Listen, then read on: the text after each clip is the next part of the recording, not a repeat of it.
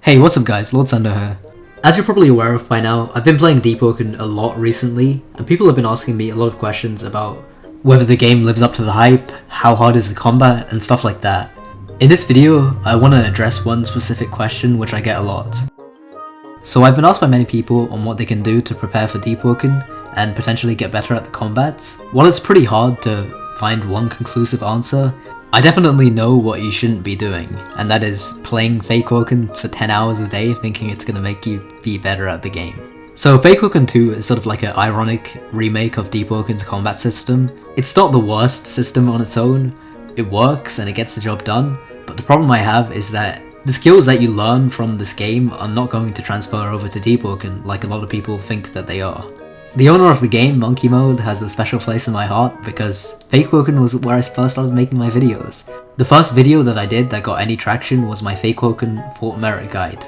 Just today in Deepwoken, I went over to the Fort Merit castle and I fought the guards there. I immediately thought, wow, this is much harder than Deepwoken, and the way that they react and the way that they fight is completely different.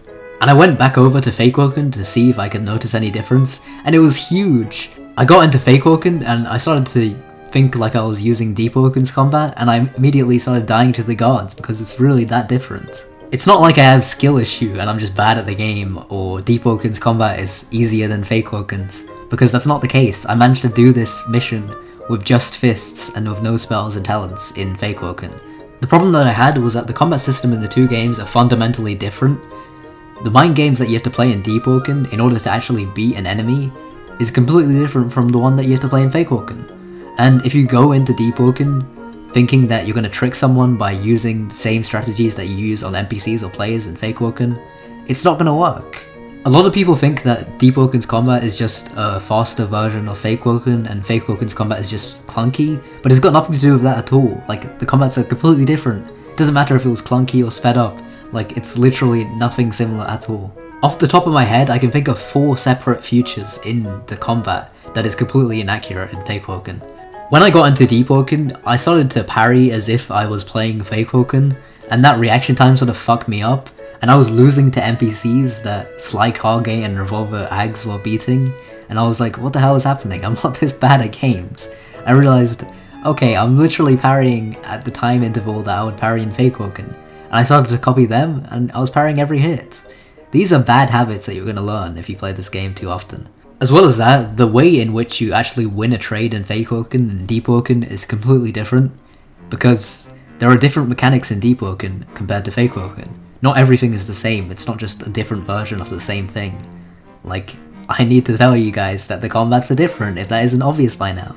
I would say that the only thing that transfers over from Deepwoken to Deepwoken is actually knowing what the concept of a feint is, because if you know that, then you'll know the situations in which it's useful, and you'll sort of be able to transfer that over to Deepwoken. But apart from that, the actual timings and everything else, all the other mechanics are completely wrong and inaccurate. Now, does that mean I'm saying that you should go and immediately stop playing Deepwoken and quit the game? I mean, no, if you enjoy the game, then keep on playing it. But I'm just saying that if you go and play this game with the expectation that you're gonna go and boss raid people on day 1 Deepwoken, that's not gonna happen. I'm sorry, but you're not that guy. You're not that guy. Okay. Yeah? Are you? Absolutely. Rather than talk about Deepwoken the entire video, I do want to give some suggestions on what you can do to improve. And the first thing is actually understanding Deepwoken's combat system. Deepwoken is not a rock, paper, scissors game in terms of the base combat. With M1 combat, you can theoretically infinite chain your opponent into positions in which you're both neutral, and no one loses if you both play perfectly.